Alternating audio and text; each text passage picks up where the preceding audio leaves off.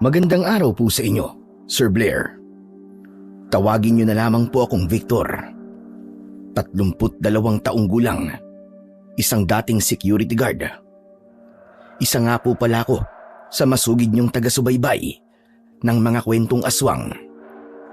Nanonood po ko sa inyong mga channel, ang The Voice Addict, at sa mga kwento ni Apong Isaac. Kaya naman po nainganyo ko na ipadala rin po sa inyo ang kwento ng aking karanasan. Taglay ko po ang isang mutya ng saging. Nakuha ko po ito nung paslit pa lamang ako sa tulong ng lolo ko na isang kilalang antingero at mabangis na manunugis ng mga aswang. Si lolo po ang humubog sa akin. Siya ang nagturo kung paano ko gagamitin ang lakas at kapangyarihan ng mutya. Huling beses ko pong nagamit ang kapangyarihan ito nung bata pa ako. Nang sumugod po kami ni Lolo sa isang liblib na lugar para puksain ang isang kulto ng mga aswang na kung tawagin ay sandugo. Napaslang ko ang isang pamilya ng mga aswang. Yun ang una at huli kong inkwentro sa mga aswang na kasama ang lolo ko. Akala ko ay hindi ko na magagamit ang mutya, pero paglaki ko, magagamit ko pala itong muli sa isang hindi inaasahang pagkakataon. Isang pagkakataon na babago sa takbo ng buhay ko. Para lubos niyong maunawaan ang sinasabi ko, ako muli si Victor. At ito ang aking kwento. Habang nag-iikot ako sa basement parking area, may narinig akong malakas na kalabog. Hindi ko inaasahan yon, lalo na't 2:00 na ng madaling araw. Wala na dapat tao sa parking area kapag ganung oras. Pinatay ko ang flashlight at dahan-dahang naglakad habang sinusundan ko ang tunog at ingay. Nang makalapit na ako, nagtago ako sa isang poste.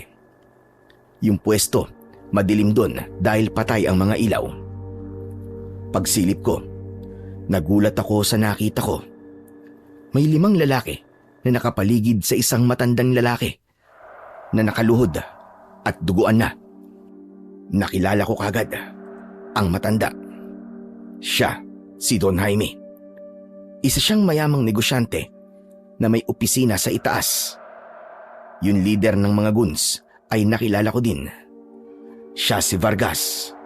Kinatatakutan ang lalaking ito, hindi lang dahil sa kanyang reputasyon bilang leader ng ilang malulupit na sindikato. Humihit-hit siya ng sigarilyo bago ito idiniin sa balikat ng matanda. Ano ba kasi kailangan nyo? Pera! Kunin nyo na lahat. Ang pitaka ko, ang relo ko. Huwag nyo lang akong papatayin. Ano ka mo, pera? Akala mo ba barya-barya lang ang habol namin, ha, Jaime? Ibigay mo sa amin ang drive para hindi na kami mahirapan. Ano ba sinasabi nyo? Hindi ko alam yan. Anong drive? Wala akong dalang ganyan.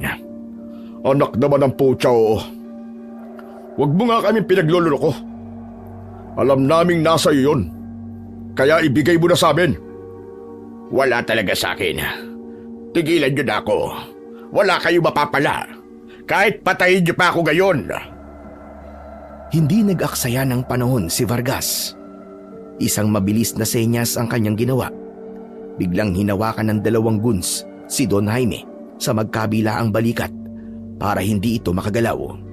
Habang ang isa naman ay kumuha ng tubo mula sa likod ng kanilang sasakyan. Isang malakas na palo ang natanggap ng kawawang Don. Dumausdos ang matanda sa sahig. Namilipit sa sakit. Biglang hinablot ni Vargas ang buhok niya at sapilitang pinatingin sa kanya. Huling pagkakataon mo na to, ha? Yung drive. Sabihin mo sa akin kung nasaan. Baka sakaling iwanan ka pa naming humihinga dito. Pero kapag hindi, dudurugin ko mga daliri mo isa-isa hanggang sa hindi ka na makahawak ng kahit isang kutsara. Wala, maniwala kayo. Wala talaga sa akin. Maawa naman kayo. Tama na!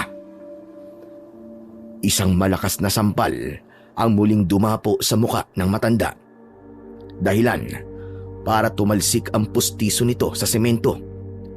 Hindi sila tumigil. Pinaghahampas nila ang matanda. Pero hindi para patayin, kundi para pahirapan. Bawat daing nandun ay parang kutsilyong sumasaksak sa konsensya ko. Nang hindi pa rin makontento si Vargas, kumuha siya ng isang malaking wrench mula sa toolbox at sinimulang itapat ito sa kanang kamay ng matanda. Alam mo, Don Jaime, ikaw ang dapat na maawa sa sarili mo. Pero teka, talaga bang wala sa'yo yung hinahanap namin? O nakalimutan mo na? Bakit? May Alzheimer's ka na ba? Ano ba ang hindi malinaw sa'yo? Kanina ko pa sinasabi, hindi ko yung kinuha, wala yun sa akin. Bakit ba kasi sa akin yung hinahanap? Wala nga, wala. Makulit ka talaga, matanda ka, no? Mukhang sawang-sawa ka na talaga sa buhay mo. Kaya tinutodo mo na ang pagsisinungaling. Kitang-kita sa CCTV na ikaw ang pumasok sa opisina at ikaw ang kumuha nun. Itinaas ni Vargas ang hawak na wrench at nilaro ito sa harap ni Don Jaime. Pinaikot-ikot ito at inilalapit sa kanang kamay ng matanda. Alam mo, Don Jaime, mahilig din naman ako magpaikot-ikot eh. Pero mas paborito ko ang mandurog. Gusto mo bang marinig kung paano lumagutok ang sarili mo mga buto bago bumalik yung memorya mo? Wag. Pakiusap. Wala talaga sa akin ang hinahanap mong drive. Maawa kayo sa akin. Maawa ka, Vargas. Inuubos mo talaga ang pasensya kung matanda ka. Isang mabilis na senyas. Sinunggaban ng dalawang guns ang magkabila ang braso ni Don Jaime. Pinwersa nilang idikit ang kanang palad ng matanda sa magaspang at malamig na semento. Kahit anong pilit na pagbawi ng matanda, ay wala siyang nagawa sa higpit ng pagkakahawak sa kanya. Matigas ka, ha? Pwes, hetong sayo! Ang kamay ko! Diyos ko, kamay ko, maawa kayo! Tama na! Tama na! O ano? Magmamatigas ka pa? Sasabihin mo na ba sa amin kung nasan? Sige na, magsalita ka na! Wala talaga sa akin. Wala talaga! Itinayo ng dalawang guns ang matanda at sinandal sa pader. Isa-isa nilang pinagsususuntok ang tiyan nito. Humahalakak sila habang ang matanda naman ay halos mawalan na ng malay. Nakalaylay na ang ulo ni Don Jaime. Vargas, wala talaga sa akin. Patayin niyo na lang ako. Patayin niyo na lang ako! Kung yan ang gusto mo di pagbibigyan kita. Pero ayokong patayin ka na mabilisan. Mas gusto ko yung nahihirapan ka. Naglabas ng balisong si Vargas. Nilaro-laro niya ito sa harap ng matanda. Gusto mo magbakita at maramdaman kung paano kita talupan ng buhay? Wag. Maawa ka, pakiusap. Wag. Sa pagkakataong yun, humigpit ang pagkakahawak ko sa batuta na nasa aking kamay. Alam kong delikado, pero hindi ako pwedeng manatiling nanonood lang sa krimeng yun. Pinagmasdan ko ang paligid. Nagplano ko kung paano ko maitatakas o matutulungan ang kawawang matanda na di nakukompromiso ang kaligtasan namin. Pero habang nag-iisip, napansin ko ang matanda na paminsan-minsang tumitingin sa isang partikular na sulok ng parking area. Malayo sa kung nasaan ako, pero malapit sa isang fire extinguisher. Doon ko napagtanto na ang drive na hinahanap nila ay posibleng naroon sa lugar na yon. Ngunit hindi nagtagal. Napansin din ito ni Vargas. Ngumiti siya ng malapad, isang ngiting nakapangingilabot. Mukhang alam ko na kung saan mo tinatago ang drive. Akala mo may iisahan mo kami, no? Nagsimulang maglakad ang grupo ni Vargas palapit sa kabinet na pinaglalagyan ng fire extinguisher. Yun na ang pagkakataon ko. Kung makukuha nila ang drive, siguradong tatapusin nila ang matanda dahil wala na siyang silbi. Kailangan ko ng distraction. Lumingon ako sa likod ko. Naroon ang control panel para sa ventilation system at ang main lighting control ng basement. Dahan-dahan kong binuksan ang control panel. Sa harap ko ay ang mga naglalakiyang switch na nagpapatakbo sa buong basement. Hinawakan ko ang main lever o yung malaking hawakan na kumokontrol sa lahat ng ilaw at yung selector switch para sa mga dambuhalang exhaust fan. Huminga ko ng malalim. Sa isang mabilis na galaw, buong puwersa kong hinugot pababa ang lever kasabay ng pagpihit sa switch patungo sa manual high. Sa isang iglap, nilamon ng kabuang dilim ang buong basement. Kasunod nito, ang nakakangilong ugong ng mga exhaust fan sa buong parking area. Ang malakas na ugong nito ay sapat na para matakpan ang kahit na anong ingay. Anak ng... Sino yun? Sino nagpatay ng ilaw? Yung matanda! Balikan niyo yung matanda! Nagsisisigaw si Vargas. Ako naman ay mabilis na kumilos. Dali-dali kong nilapitan si Don Jaime. Sa gitna ng dilim, nakikita ko siya, pati na yung mga kasama ni Vargas. Don Jaime, wag po kayo maingay. Ako po si Victor. Itatakas ko kayo rito. Humawak kayo na maigi sa akin. Hindi na nakasagot ang matanda. Ramdam ko ang panginginig ng kanyang buong katawan nang hawakan ko siya sa kilikili para siya ay alalayan. Maingat kong ipinulupot ang kaliwang braso niya sa leeg ko. Ramdam ko ang lansa ng dugo mula sa kanyang nadurog na kanang kamay na ngayon nakalaylay lang at tila walang buhay. Sa bilang na 3, sir, itatayo ko po kayo. 1, 2, 3. Sa isang malakas na hila, itinayo ko siya at isinandal sa aking balikat.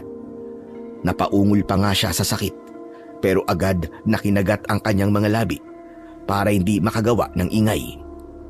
Habang inaalalayan ko siyang maglakad, pasulyap-sulyap ako sa paligid. Sa gitna ng dilim ay kita ko ang mga kalaban. Napansin ko si Vargas na tila kakaiba ang kilos, habang ang mga tauhan naman niya ay parang mga bulag na nagkakapaan sa pader at nagmumura. Siya naman ay dire-diretso ang lakad papunta sa fire extinguisher. Doon ako kinabahan ng gusto. Naisip ko na baka katulad ko, nakakakita rin siya sa dilim. Kaya naman, nag-isip ako ng mabilis at naghanap ng mapagtataguan na hindi nila kami mahahanap agad. Mabilis ang naging desisyon ko. Alam kong hindi sapat ang dilim at ingay para iligaw si Vargas. Lalo na't mukhang hindi ito basta-bastang tao. Kung nakakakita siya sa dilim, malamang ay matalas din ang kanyang pang-amoy. Kailangan ko ng lugar na tatalo sa pang-amoy ng isang katulad niya. Hinawakan ko ng maigpit ang bewang nandun at inalalayan ng mabuti hanggang sa makarating kami sa dulong bahagi ng basement na iniiwasan ng karamihan dahil mabaho at malansa. Ito ay ang bagsakan ng lahat ng basura mula sa mga opisina at kainan sa itaas bago hakutin ng truck kapag madaling araw. Sir, pasensya ka na kung dito ko dinala sa basurahan. Kailangan kasi nating tabunan ang amoy natin eh. Mukhang hindi lang basta tao ang Vargas na yun.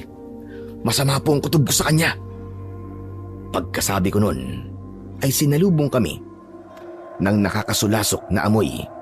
Mga tirang pagkain yun o kung ano pang mga nabubulok na dumi. Mabaho ang amoy nito Pero para sa amin ni Don Jaime, ang amoy at ang mismong lugar ay magsisilbing camouflage para hindi kami maamoy ni Vargas. Dahan-dahan kaming sumingit sa pagitan ng mga dambuhalang trash bins o sako ng basura. Isinandal ko siya sa tambak ng mga nakasako o nakasupot na basura. Dito lang kayo, Sera. Hindi kayo maaano dito, maniwala kayo. Sige, may tiwala ako sa'yo. Mabuti naman po. At madali naman po pala kayong kausap. Nang bitiwan ko na, ang Don ay sumilip ako sa pagitan ng dalawang sako. Nakita ko si Vargas na papalapit sa aming direksyon. Huminto siya sa gitna ng parking area. Itinaas niya ang kanyang ulo at malalim na huminga. Inaamoy niya ang hangin. Samantala, napatunayan kong tama ang aking hinala nang mapansin ko na nanlilisik ang kanyang mga mata at pulang-pula. Ilang saglit pa ay napatitig siya sa basurahan kung saan kami naroon. Don Jaime, huwag ka na magtago dahil siguradong mahahanap din kita. Naramdaman ko ang panginginig ni Don Jaime sa tabi ko. Hinawakan ko ang kanyang balikat para pakalmain siya habang ang isa kong kamay ay dahan-dahang kinakapa ang mutya ng saging sa loob ng aking uniforme. Ramdam ko ang unti-unting pag-init nito. Isang babala na malapit na ang panganib. Habang papalapit ang mga yabag ni Vargas, narinig ko rin ang kalansing ng mga bakal na dala ng kanyang mga tauhan. Tuso ka talaga, matanda ka. Akalain mong nauto mo ko na naroon sa lugar na yun ng drive. Pero wala. Oras na mahanap kita. Humanda ka talaga sa akin. Sige mga bata, hanapin nyo. Huwag kayong titigil hanggat di nyo nakikita ang hayop na matandang yun. Sa gitna ng katahimikan, biglang narinig ko ang malakas na tunog na itinaas ang lever. Biglang namatay ang ugong ng mga exhaust fan. Tumigil ang malakas na hangin. Kasunod nito, muling nagliwanag ang buong basement nang bumalik ang mga ilaw. Pinakialaman na ng mga tauhan ni Vargas ang main switch. Nasilaw ako sa biglang liwanag. Doon ko nakita ang isang tauhan ni Vargas na dahan-dahang lumalapit sa tumpok ng basura. May hawak siyang mahabang tubo at palingalinga sa paligid. Halos 5 metro na lang ang layo niya sa amin. Nanlaki ang mga mata ko nang mapansin kong may mga patak pala ng dugo sa sahig. At huli na, nakita na ito ng lalaking yon. Hindi ko na hinintay na makalapit siya ng gusto. Hinawakan ko ng maigi ang mutya. Ramdam kong dumaloy ang kuryente sa buong braso ko. Binigyan ako nito ng kakaibang lakas. Tumalon ako at lumabas sa aking pinagtataguan. Bago pa man makareact ang lalaki, agad ko na siyang sinuntok. Tumilapon siya ng buong lakas sa windshield ng isang sasakyan. Maging ang bubong ng sasakyan ay nayupi sa tindi ng impact. Nabasag ang salamin at agad na umalingaw-ngaw ang malakas na alarm ng sasakyan. Napatigil ang lahat.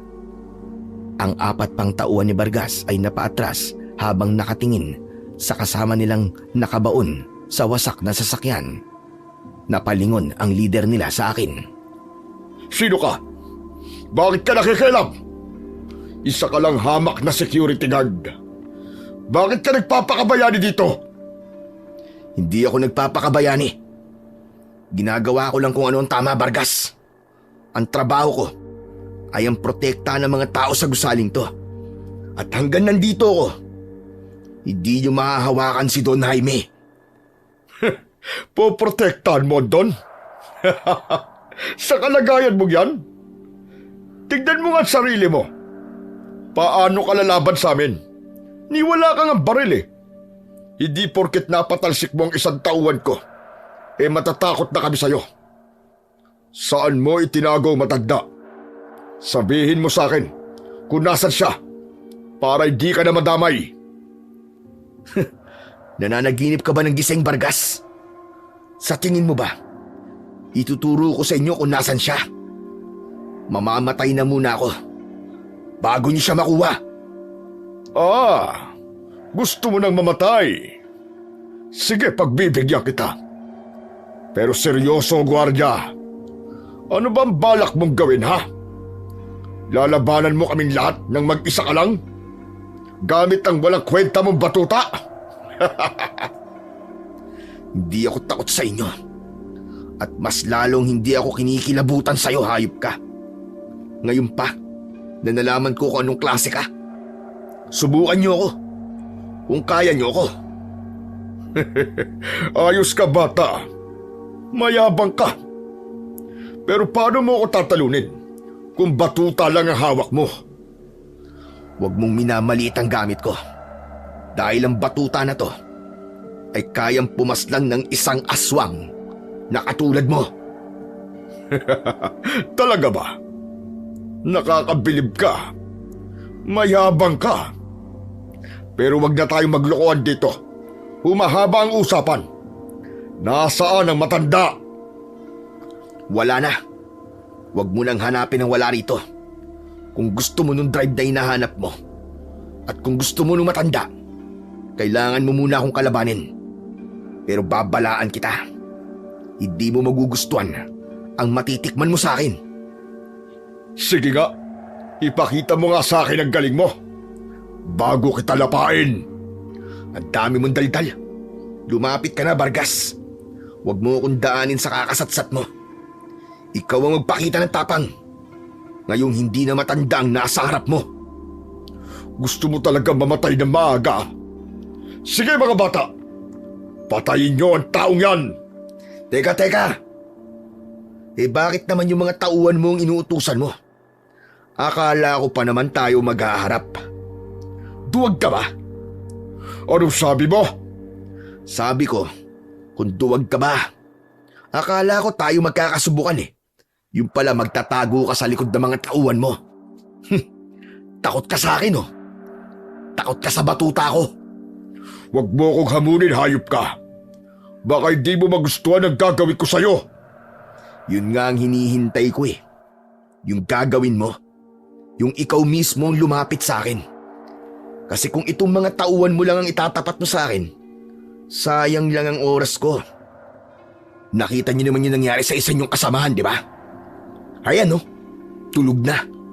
Ewan ko kung magigising pa yan. Lumingon si Vargas sa kanila. Pagkatapos ay muling ibinalik ang paningin sa akin. Lalong nagdilim ang kanyang anyo. Sumenya siya sa kanyang mga tauhan. Bigla silang umatras. Yan! Ganyan nga. Sige, kung akong gusto mong pumatay sa'yo, pagbibigyan kita. Hindi na ako nakasagot kay Vargas. Bigla kasi siyang kumilos. Bago pa man ako nakaporma ng depensa, naramdaman ko ang kanyang mga kuko na bumaon ng bagya sa uniforme ko. Agad kong ipinukpok patalikod ang hawak kong batuta at natamaan siya sa kanyang ulo. Napabitaw si Vargas habang hawak ang kanyang ulo. Doon ko nakita ang gulat sa kanyang mga mata. Hindi niya akalain na masasaktan siya ng isang tulad ko. Lapastagan ka! Sige mga kasama, sugurin niyo na siya. Huwag niyo nang patagalin ang buhay ng isang yan. Sa isang iglap, nawala ang konsepto ng tapatang lalaki. Sabay-sabay na lumusob ang apat na lalaki mula sa magkakaibang direksyon. Ang dalawa ay may hawak na tubo, ang isa ay kutsilyo, at ang huli ay bumunot ng baril. Hindi ako umatras. Agad kong sinalubong ang may hawak ng tubo. Gamit ang puwersa ng mutya, hinampas ko ang kanyang braso. Bago pa man niya ako mapalo, narinig ko ang lagutok ng buto at ang pagkalansing ng tubo sa semento. Agad kong sinundan ng malakas na sipa sa dibdib. Tumalsik ng ilang metro ang lalaki at tumama sa gilid ng isang poste hanggang sa mawalan siya ng malay. Bigla akong hinarap ng lalaking may dalang baril. Nagpaputok ito ng sunod-sunod. Pero dahil sa talas ng pakiramdam na ibinibigay sa akin ng mutya, mabilis akong gumulong sa likod ng gulong ng isang malaking SUV. Tigil! Bakit ka nagpapatok? Siraulo ka! Itigil mo yan! Pinatigil ni Vargas ang kanyang mga tauhan dahil sa sunod-sunod na putok ng baril. Ito ang nagbigay ng signal sa mga kasama kong gwardiya sa building. Maya-maya pa ay narinig na namin ang malalakas na sirena ng mga pulis. Nagtama ang paningin namin ni Vargas. Sa huling pagkakataon, nakita ko ang pag-atras ng kanyang mga kuko at ang pagbalik ng kanyang pagiging tao. Hindi pa tayo tapos, tandaan mo yan. Hindi pa tayo tapos! Dahil sa papalapit na ingay ng mga otoridad, mabilis niyang inaya ang kanyang mga tauhan na nagagawa pang tumayo. Nagmadali silang lahat na sumakay sa kanilang sasakyan. Bago kami umalis, may sasabihin ako sa'yo. Sabihin mo doon sa matanda na kapag hindi niya ibinigay sa amin ang drive, kukunin ko ang anak niya.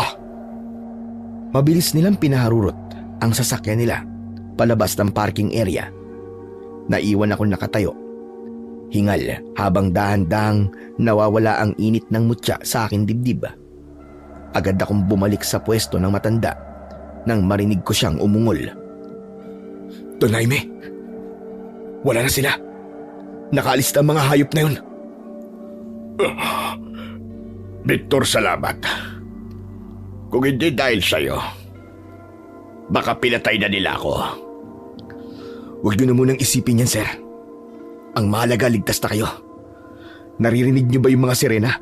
Papasok na mga pulis. Wala nang mangyayaring masama sa inyo. Bahagyang ngumiti ang matanda. Isang tipid na ngiti ng pasasalamat. Maya-maya ay bigla kong nakita ang pagpikit ng kanyang mga mata. Sir! Sir Don Jaime! Don Jaime! Sandali lang, sir! Huwag muna kayo mamamatay! Parating na ang tulong! Pero hindi na sumagot ang matanda. Tuluyan nang nawalan ng malay si Don Jaime dahil sa tindi ng sakit o pagod na dinanas niya sa kamay ni Vargas. Nanatili akong nakatayo sa tabi ng matanda hanggang sa lumapit na ang mga pulis. Ngunit hindi pa man ako nakapagsasalita. Bigla na lang nila akong tinutukan ng baril. Narinig ko ang mga sigaw nila na nagsasabing bitiwan ko raw ang hawak kong batuta at itaas ang aking kamay. Teka, sandali! Hindi ako ang... Hindi ko pa man natatapos ang sasabihin ko. 3 pulis ang lumapit sa akin at sapilitang inagaw sa akin ang batuta. Tapos ay sapilitan nilang binaluktot ang aking mga braso patalikod. Naramdaman ko ang malamig na posas sa aking pulso. Idiniin nila ang mukha ko sa magaspang na sahig ng basement habang ang bigat ng tuhod ng isang pulis ay nakadiin sa aking likuran. Nagulat ako sa bilis ng pangyayari. Mula sa pagiging tagapagligtas, ako na ngayon ang naging sospek. Nakita ko ang ibang mga pulis na pinaligiran ang walang malay na si Don Jaime.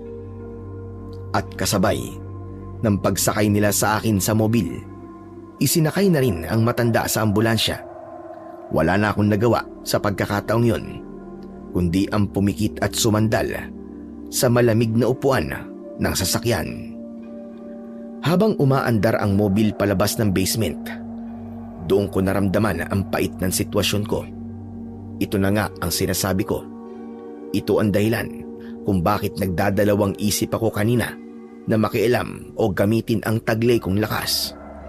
Sa tuwing ginagamit ko kasi ang kapangyarihan ng mutya ng saging, lagi na lamang may kapalit na kamalasan.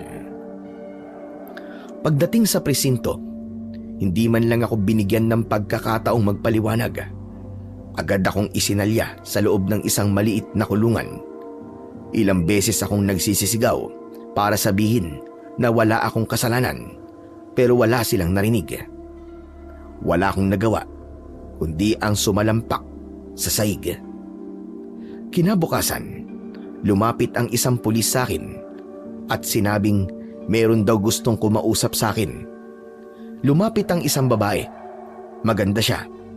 Pero ang mga mata niya ay galit na nakatingin sa akin. Kilala ko ang babaeng yun. Siya si Jenny, ang nag-iisang anak ni Don Jaime. Ikaw? Hayop ka! Bakit mo ginawa sa tatay ko yon? Walang iya ka! Ma'am, sandali lang po, nagkakamali kayo. Mali po ang iniisip nyo, ma'am. Mali? Anong mali? Ikaw lang ang nakita kong tao sa basement kasama ang tatay ko. Tapos sasabihin mong mali ang iniisip ko? Ang kapal ng mukha mo!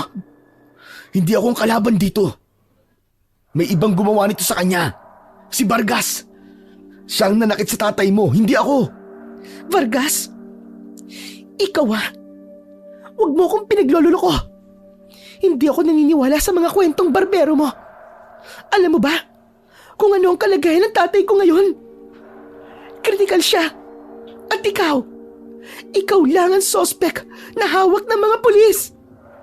Hindi ako nag-iimbento. Ako ang nagligtas sa tatay mo, maniwala ka sa akin. Yung mga CCTV sa basement, baka pwede niyong i-review yun. Hindi ako pwedeng makulong dito. Sa akin lang umaasa ang pamilya ko, pakawalan niyo ako. Wala akong kasalanan, maniwala ka. Manahimik ka. Walang CCTV footage. Ano? Pero paano nangyari yun? Aba malay ko. Kayong security, di ba? Hindi niyo chine-check kung gumagana pa ang mga CCTV sa building. Kung sirang CCTV, anak ng putya, paano ako makakalabas dito? Maniwala ka, wala talaga akong kasalanan. Huwag kang sinungaling. Alam ko na, kailangan mo ng pera, no? Siguro, alam mo may bitbit na malaking pera ang tatay ko, kaya tinarget mo siya. Sinubukan mo siyang hold upin. O baka naman, binayaran ka ng mga kalaban ng pamilya namin para itumba siya. Magkano ba ang binayad nila sa'yo? Ang tigas naman ng ulo mo eh. Hindi nga sabi ako. Kung talagang ako may gawa nun, bakit ko pa inintay na mahuli ako ng mga pulis? Sige nga. Kung tutuusin, may oras akong tumakas pero hindi ko ginawa. Binantayan ko ang tatay mo dahil malala ang pagkakabugbog sa kanya. Isipin mo naman ng maayos. Huwag naman kayo nagbibintang agad-agad. Hindi ako nang bibintang. Humanda ka. Oras na mapatunayang ikaw talaga nanakit sa tatay ko. Sisiguraduhin kong mabubulok ka sa kulungan.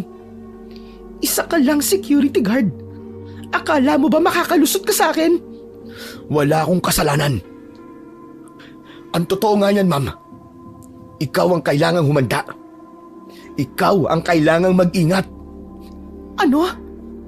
Pinagbabantaan mo ba ako? Hindi kita pinagbabantaan. Si Vargas ang sabi niya, kapag hindi nila nakuha ang drive, ikaw ang kukunin nilang kapalit. Papatayin ka nila, maniwala ka. Drive? Anong drive? Niloloko mo ba ako? Nagsasabi ako ng totoo. Kailangan mo mag-ingat. Yung Vargas na yun, hindi lang siya basta tao. Aswang siya. Ano? Aswang? Nagpapatawa ka ba? Ngayon naman aswang. Talagang baliw ka na. O sabog ka. Walang aswang dito sa syudad. Saka manahimik ka na. Maski anong sabihin mo, hindi ako maniniwala. Mabubulok ka rito hanggang sa aminin mo ang lahat. Kahit anong pilit niyo sa akin, ma'am, hindi ako aamin sa bagay na hindi ko ginawa. Balang araw, lalabas din ang katotohanan. At kapag nangyari yun, ang gusto ko humingi ka ng tawad sa akin. Mapapatunayan ko na nagsasabi ako ng totoo. In your dreams. Mga sir, gawin niyo ang lahat para madiin sa kaso ng lalaking to ha. Akong bahala sa inyo. Tumango ang pulis. Sabay naglakad palayo sa selda si Jenny. Sinundan siya ng tingin ng pulis bago ako muling iniwan sa loob ng malamig at mabahong selda. Napasandal ako sa rehas. Napailing na lang ako sa tindi ng kamalasang sinapit ko. Diyos ko, huwag naman sanang mamatay si Don Jaime. Dahil kapag nangyari yun, Yari talaga ako. Murder ang isasampa sa akin ng maarting yun. Huminga ako ng malalim at kinapa ang tapat ng aking puso. Talagang naiinis ako dahil sa tuwing ginagamit ko ang lakas ng mutya, lagi na lang may kapalit na ganito kabigat. Iniligtas ko ang matanda mula sa mga tunay na halimaw, pero heto ko ngayon, nakakulong, habang ang aswang ay malayang nakakagala at nagpaplano sa pagdukot at pagpatay sa anak ni Don Jaime. Napailing ako ng maraming beses. Hindi ko alam kung paano ko mapoprotektahan ang babae, gayong ayaw naman niya kung pakinggan. Nakailang buntong hininga ko habang hinihintay ang paglipas ng oras sa loob ng selda. Lumipas ang ilang araw. Bigla na lang binuksan ang selda ko at sinabi ng isang pulis na ako ay malaya na. Nalaman ko na nagkamalay na ang Don sa ospital at agad nitong itinanggi ang mga paratang laban sa akin. Sabi daw ng matanda, ako ang nagligtas sa kanya. Nalinis na ang pangalan ko. Pero sa kabila ng katotohanan ito, wala man lang humingi ng tawad sa akin sa presinto. Walang pasensya na o sorry mula sa mga pulis dahil sa pagkakamaling ikinulong ang isang inosenteng tao. Pinalabas nila ako na para bang walang nangyari. Samantala, dahil sa nangyari, ay nawalan ako ng trabaho. Hindi na ako tinanggap kahit absuelto ko. Pero 1 linggo ang lumipas, biglang may humintong luxury car sa tapat ng bahay ko. Nang buksan nila ang pinto ng sasakyan, nakita ko si Don Jaime. Agad akong tumayo bilang respeto sa matanda. Lumapit siya sa akin. Victor Iho, kumusta ka na? Pasensya ka na kung ngayon lang ako nakadalaw sa'yo. Ayos lang po yun, Don Jaime. Mabuti naman po't nakalabas na kayo ng ospital. Tsaka mukhang malakas na kayo Salamat sa'yo, Victor. Kundi dahil sa'yo, baka nabubulok na ako sa sementeryo ngayon. Wala po yun, sir. Ginawa ko lang naman po kung anong dapat Pero, ito pa nangyari sa akin. Nabalitaan ko ka nangyari sa'yo. Tinanggal ka raw ng agency dahil sa nangyari. Ikinalulungkot ko na dahil sa akin nawalan ka ng hanap buhay at nabalitaan ko din na ikinulong ka nga at kinasuhan pa ng anak ko. Kaya nga po Pero mabuti na lang po at nakalabas din kagad ako. Pasensya ka na kung nangyari ang lahat ng yon dahil sa akin. Ayos lang po yun, nangyari na Kalimutan na lang natin. Teka, saga pala. Nandito ako para bigyan ka ng pabuya. Ipinaabot ng Don ang isang brown envelope sa kanyang tauhan at ibinigay yon sa akin. Nung una, ay alanganin akong kunin to, pero dahil sa pagpupumilit niya, kinuha ko na rin ito mula sa kanya. Nang buksan ko ito, ay nakita ko ang lilibuhing mga pera. Sa kapal ng bundle, hindi imposible. Naabutin yon ng 100,000 piso. Napatingin ako kay Don Jaime. Hindi ako makapaniwala sa laki ng halagang ibinibigay niya. Ang pangyayaring ito ay hulog ng langit para sa akin. Pero kasabay nito ay ang kaba na alam kong may mas malalim pang dahilan ang matanda kung bakit ganito siya kagalante sa akin. Sir, pasensya na pero hindi ko kayang tanggapin to. Bakit, Victor? Kulang ba yan? Sabihin mo lang at dadagdagan ko. Hindi naman po sa ganun, sir. Hulog na po ito ng langit para sa pamilya ko. Lalo na't wala akong trabaho ngayon. Pero sir, hindi to tama Iniligtas ko kayo dahil yun ang nararapat. Hindi dahil naghihintay ako ng bayad. Iho, huwag kang magmalaki. Kailangan mo yan. Kunin mo na. Nakakahiya po, sir Di ko po talaga yan tatanggapin. Ang gusto ko lahat ng pera ay paghihirapan ko, sir. Saka sir, ayoko pong isipin ng ibang tao na kaya ako kayo tinulungan dahil gusto ko ng reward. Hindi po ako ganong klase ng tao. Alam kong hindi ka ganong klase ng tao, Victor. Kaya nga kita pinuntahan dito para personal na iabot sa'yo ang pera. Kung ayaw mong tanggapin ito bilang reward, tanggapin mo to bilang bayad sa mga abala na nagawa ko sa'yo. Sir, itabi niyo na lang po ito. Sapat na po sa akin na nalaman ng lahat na wala akong kasalanan. Ayos na po na nalinis ng pangalan ko para makapag-apply na ulit ako ng trabaho at muli akong pagkatiwalaan ng mga security agency. Naghahanap ka ng trabaho? Kung ganun ay tamang-tama palang pagparito ko. Sa totoo lang, ay hindi lang naman itong pera ang gusto kong ibigay sa'yo. Ang totoong sadya ko dito ay gusto kitang kunin bilang isang personal na bodyguard. Po? Talaga po bibigyan niyo ako ng trabaho? Aba, yan ang gusto ko, sir. Ayos yan. Magiging mabuti at magaling po akong bodyguard sa inyo, sir. Hindi ako babantayan mo. Kinukuha kita bilang personal bodyguard ng anak ko si Jenny. Nakita ko kung paano mo nilabanan si Vargas. Ikaw lang ang may kakayahang labanan ang kasamaan ng lalaking yon. Bibigyan kita ng 3 beses na mas malaki sa kinikita mo. May insurance at mga bonus pa. Napatitig ako kay Don Jaime. Napakagandang alok nun.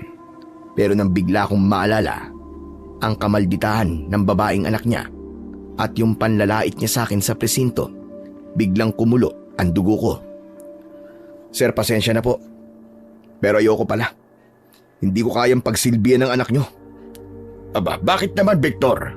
Dahil ba sa sweldo? Pwede natin dagdagan yon. Hindi po tungkol sa pera, sir.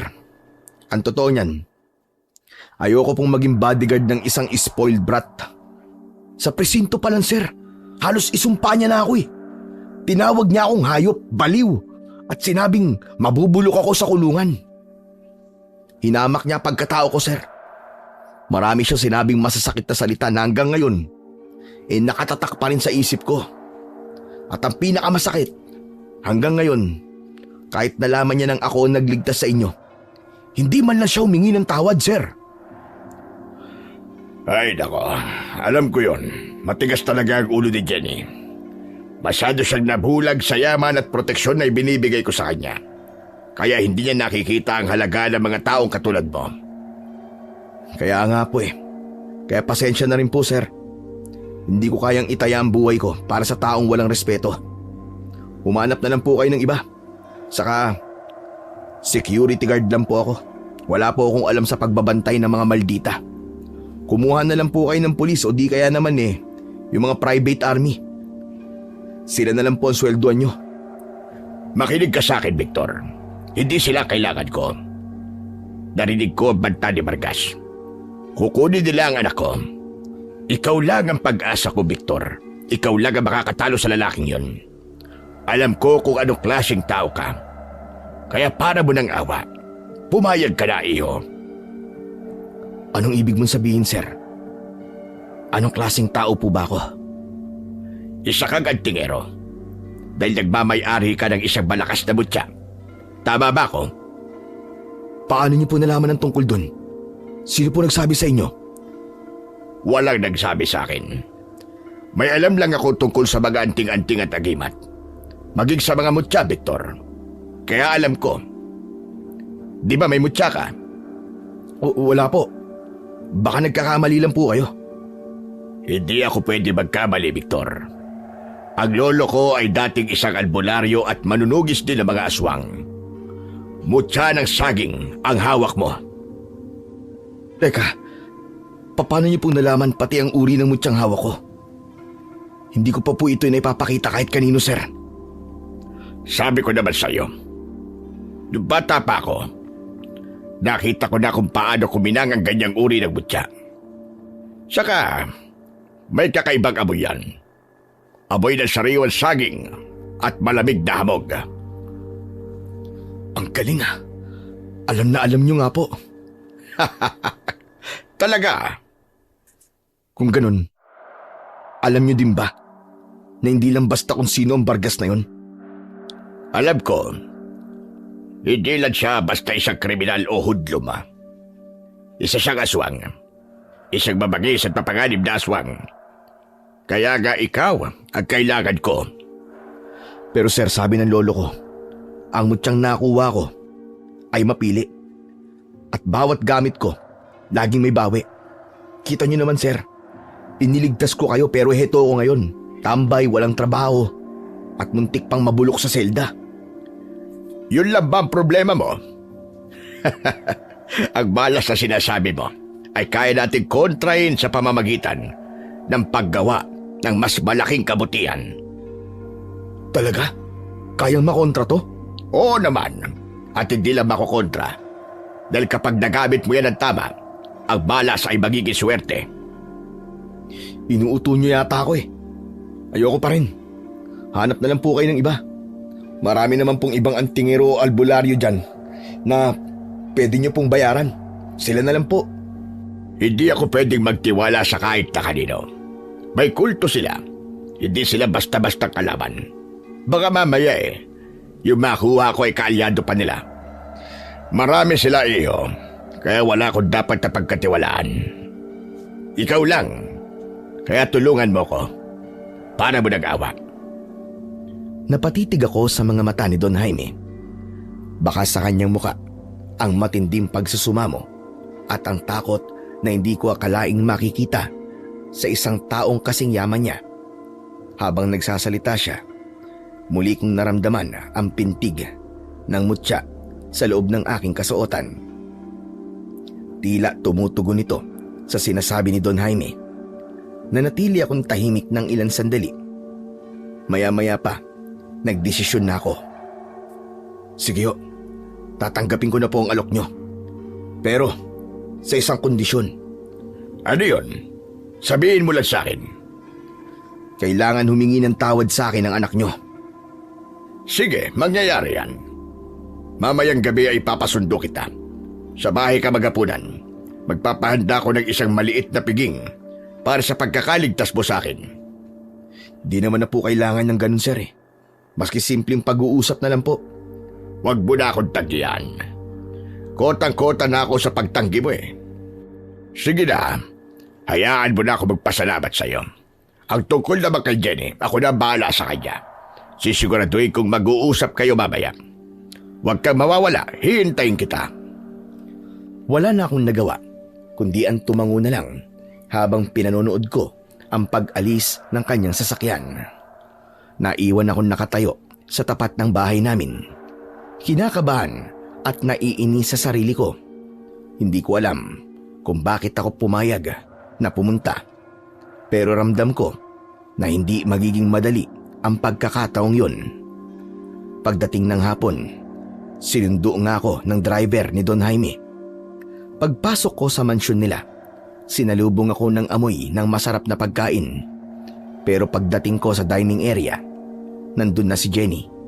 Nakaupo sa dulo ng mahabang mesa, naka-cross arms at halatang labag sa loob ang presensya ko doon.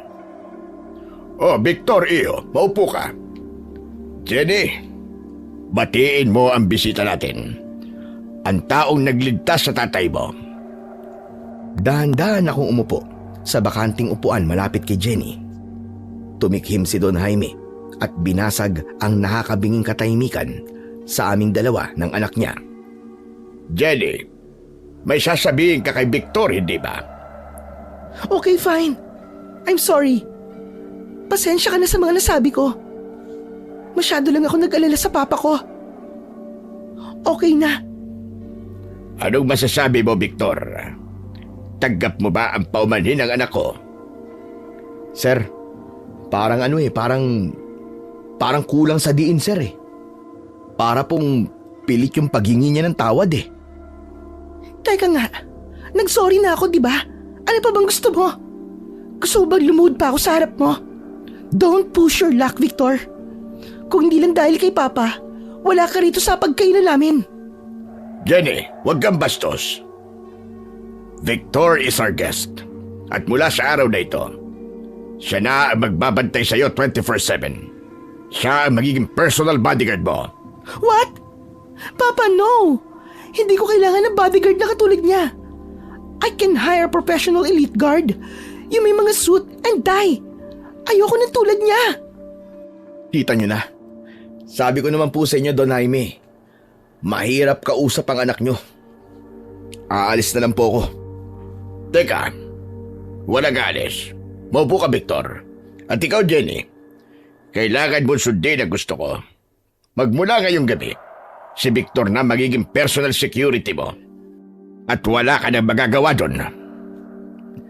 Pero Papa, nakakahiya. Ano na lang po ang sasabihin ng mga kaibigan ko? Na kumuha ko ng gwardya na mukhang galing sa construction site?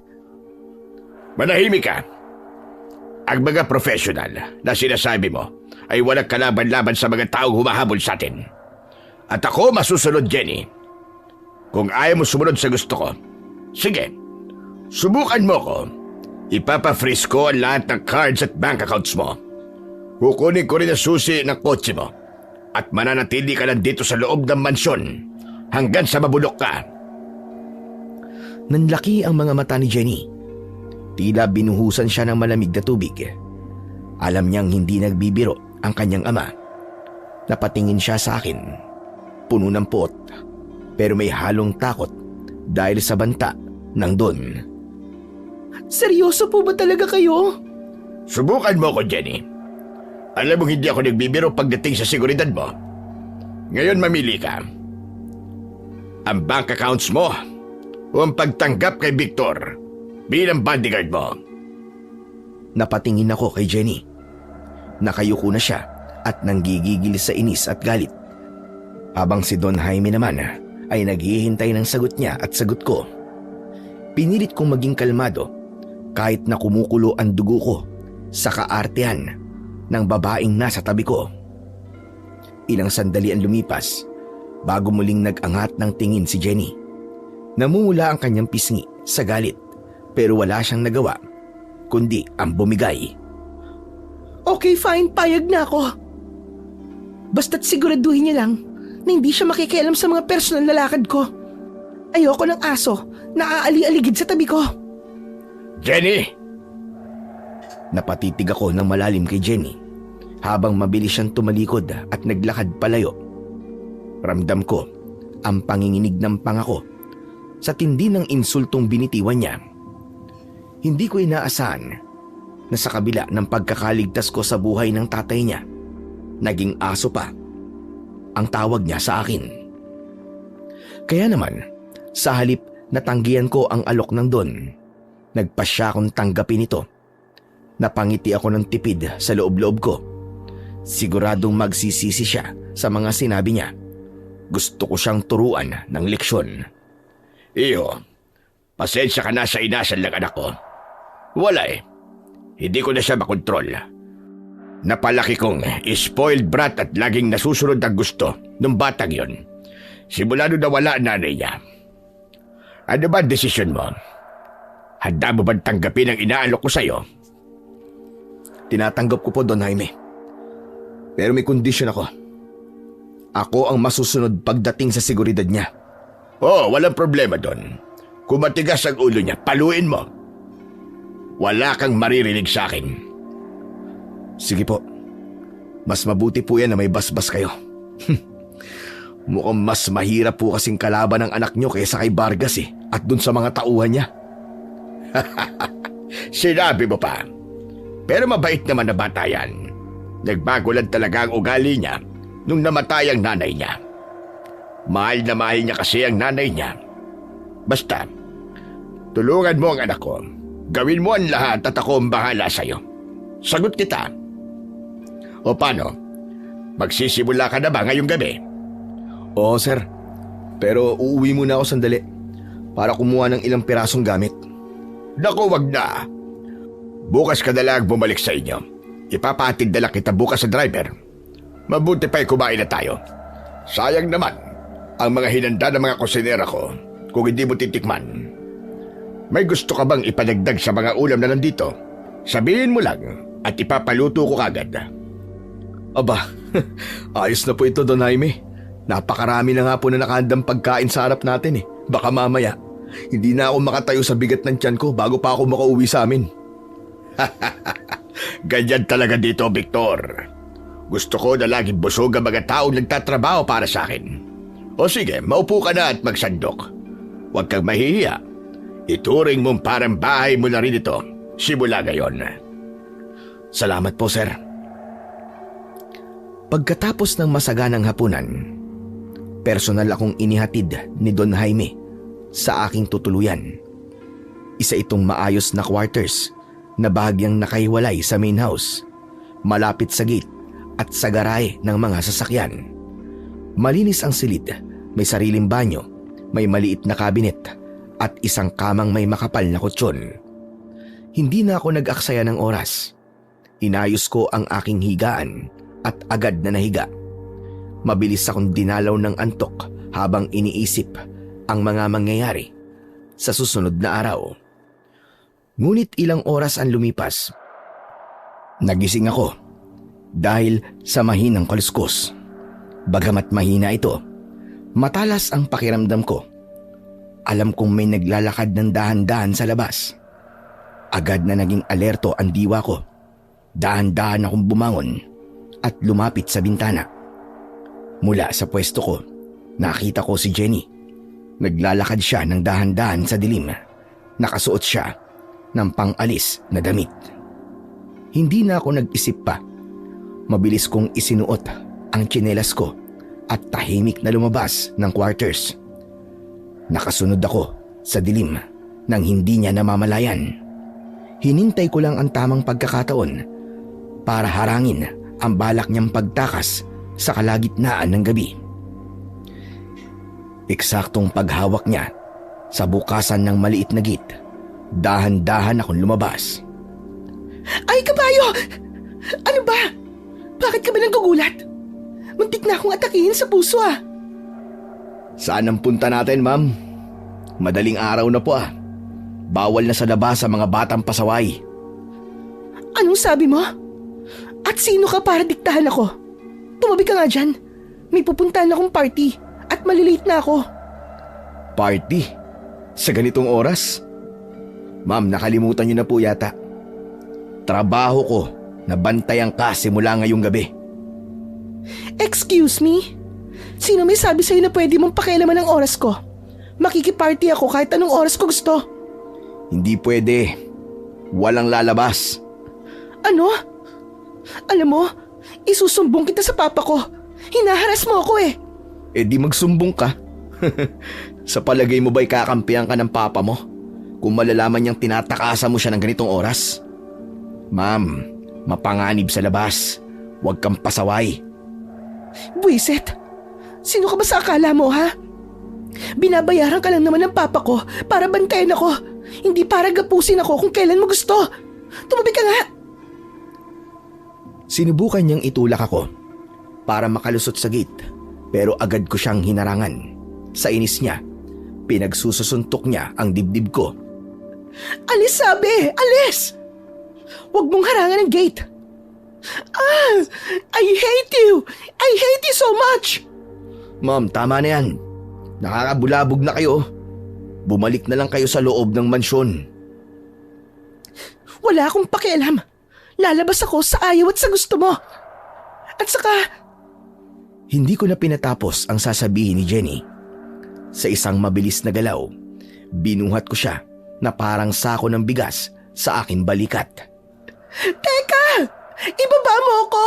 Ibaba mo ako, Victor! Pasensya na po, ma'am. Pero dahil ayaw po niyong maglakad pabalik ng kusa, ganito na lang po ang gagawin natin. Ako na po magdadala sa inyo sa loob. Nagpumigla si Jenny. Pinagsususuntok niya ang likod ko, pero tuloy-tuloy lang ako sa paglakad papasok sa mansyon. Walang nagawa ang dalaga, kundi sumigaw sa galit habang dahan-dahang nawawala ang pag-asa niyang makatakas sa mahigpit na pagbabantay ko sa kanya bilang kanyang bagong bodyguard. Samantala, pagpasok namin sa mansyon, biglang bumukas ang lahat ng mga ilaw. Napahinto ako nang makita si Don Jaime na nasa tabi ng switch. Nakapantulog siya at seryosong-seryoso ang kanyang muka habang nakatingin sa aming dalawa. Dahan-dahan kong ibinaba si Jenny. Hindi ako makatingin sa matanda dahil sa hiya. Nakita niyo na, Papa? Binastos niya ako. Hinaras niya ako. Paalisin mo na siya, please. Ayoko na sa kanya. Patawarin mo ako. Pero walang aalis, Jenny. Ano? Pero bakit po? Teka, bakit ka nagtatanong? Ako ang dapat nagtatanong sa'yo. Saan mo babalak pumunta? Hindi ka yata nagpaalam sa akin. Huwag niyo pong ibahin ang usapan. Hindi yun ang point dito eh. Binastos niya ako, binuhat niya ako. Nasaktan ako sa ginawa niya. Tama lang naman ang ginawa niya. Dahil kung di ka niya binuhat pabalik dito, malamang ay kung saan-saan ka na naman nakarating. Delikado ang buhay mo sa labas. Mag-ingat ka naman, Iha. Mabutit nandito si Victor dahil kung hindi... Wait, kakampihan niyo ang lalaking bastos na to? Pa, ako ang anak niyo. Ako ang dapat pinakikinggan at kinakampihan niyo. Manahimik ka. Victor, siya nga pala. Salamat huwag ka mag-alala. Hindi naman ako galit. Tama lang ang ginawa mo. Sa susunod kung kinakailangan mo siyang itali mo siya sa silya para hindi makatakas. Napanganga si Jenny. Hindi siya makapaniwala na ang tatay niya na laging sumusunod sa gusto niya ay kampi na ngayon sa akin. Wala nang nagawa ang dalaga kundi ang tumingin sa akin ng matalim. Siguro kung nakamamatay lang ang tingin, malamang ay kanina pa ako nakahandusay sa sahig. Padabog siyang naglakad, paakyat ng hagdan, pero bago siya tuluyang mawala sa paningin namin, lumingon siya sa akin. Pagsisisihan mo ang ginawa mo sa akin. Hindi pa tayo tapos. Wala akong nagawa sa sandaling yon, kundi ang mapangiti ng lihim. Lalo na nang pabagsak niyang isinarado ang pintuan ng kanyang kwarto. Hinarap ko si Don Jaime na bahagya pang umiling habang nakatingin sa itaas. Pasensya ka na, Iho. Ganyan talaga batang yan. Kapag hindi nakukuha gusto. Pero tama ang ginawa mo. Huwag ka mag-alala. Akong bahala sa kanya bukas. Sige po sir, salamat po. Magpapahinga na rin po ako. Tumango ang Don bilang pamamaalam. Matapos yun ay bumalik na ako sa aking quarters para muling magpahinga. Habang naghuhubad ako ng t-shirt, naramdaman ko ang bahagyang kirot sa aking likod at dibdib na pinagsususuntok at pinagsisisipa ni Jenny kanina. May diin din ang mga kamao ng dalaga. Natawa ko sa sarili ko habang nakatingin sa salamin. Taglay ko ang mutya ng saging na kayang magbigay ng kakaibang lakas at tigas ng katawan para hindi tablan ng mga kagat at kalmot ng aswang. Pero hindi ito umubra para maging manhid sa mga suntok ng isang malditang dalaga.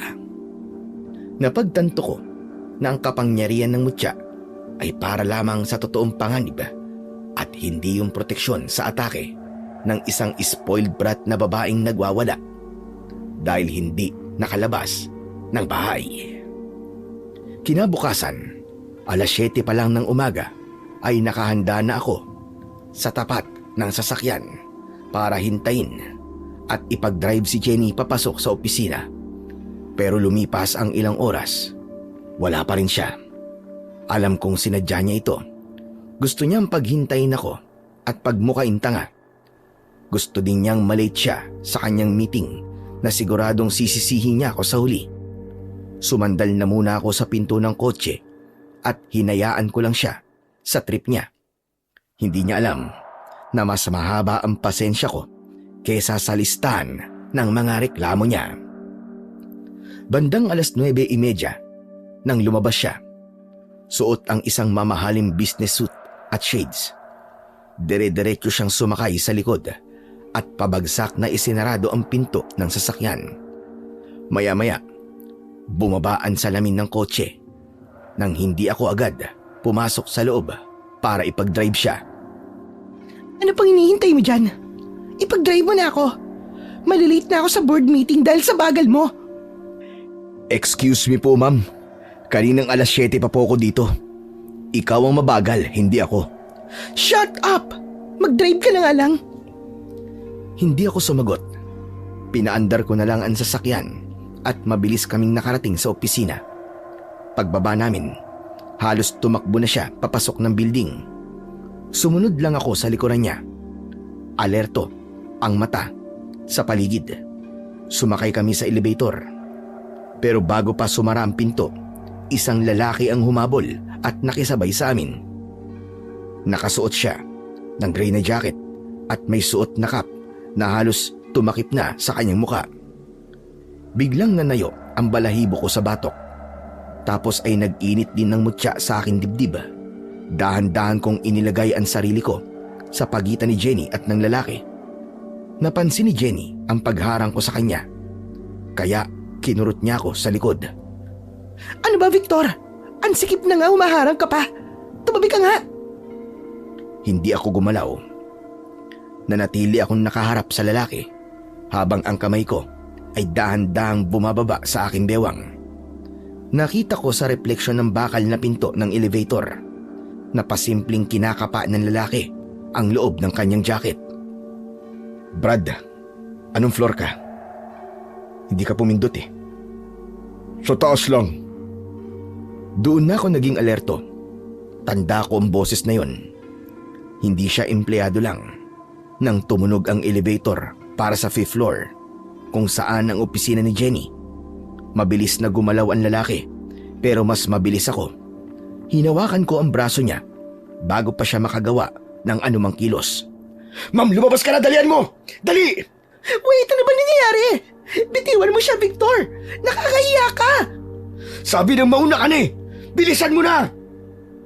Sa gulat ni Jenny at sa lakas ng boses ko, napilitan siyang lumabas at tumakbo patungo sa kanilang reception.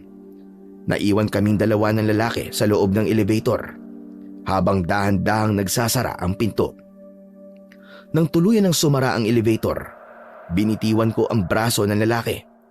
Pero nanatili akong nakaharang sa tapat ng mga buton. Hindi ko siya papayagan lumabas nang hindi nakikita sa CCTV ng elevator ang mukha niya. Pabayaan mo ko. Umalis ka dyan. Huwag kang pakialamero. Alam kong ikaw yan, hayop ka, Vargas. Tigilan mo na si Ma'am Jenny. Sinabi ko na huwag kang makialam eh. Hayaan mo ko. Kailangan kong tapusin ang buhay ng babaeng yun. Kung gusto mo, bibigyan kita ng pera. Babayaran kita. Basta't ibigay mo siya sa akin. Hindi ko nagustuhan ang sinabi niyang yon. Kaya inunahan ko na. Sinuntok ko siya ng malakas sa panga. Gumanti naman siya ng suntok sa sikmura ko. Matigas kan talaga, Victor. Sayang. Pwede sana tayong magtulungan.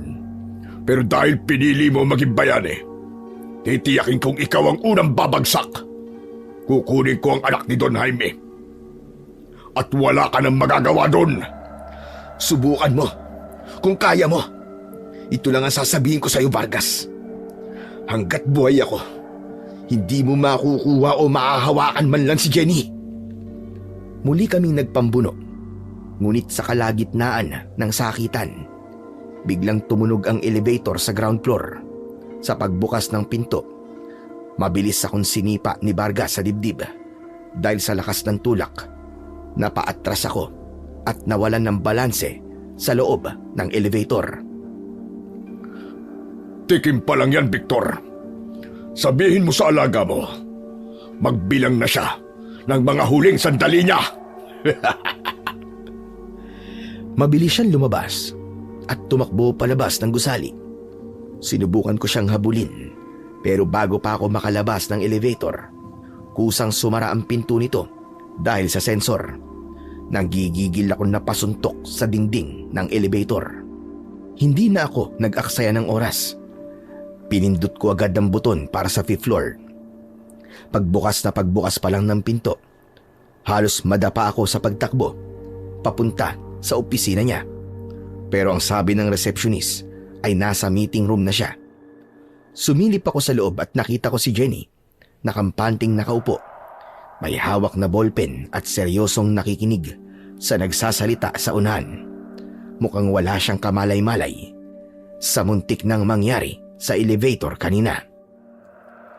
Isinara ko na ang pinto at napahilig sa pader. Pinunasan ko ang kaunting dugo sa gilid ng labi ko at inayos ang nagusot kong barong. Hindi na ako pumasok sa loob para hindi makaabala sa meeting nila. Sa halip, naupo ako sa mahabang silya sa labas ng pinto. Lumipas ang oras. Matapos ang meeting, lumabas si Jenny. Hindi man lang niya ako tinignan. Dire-diretso siyang naglakad pabalik sa opisina niya. Natapos ang buong maghapon na hindi niya ako kinausap. Pagdating sa mansyon, bumaba agad siya at pumasok sa loob nang hindi man lang nagpapasalamat.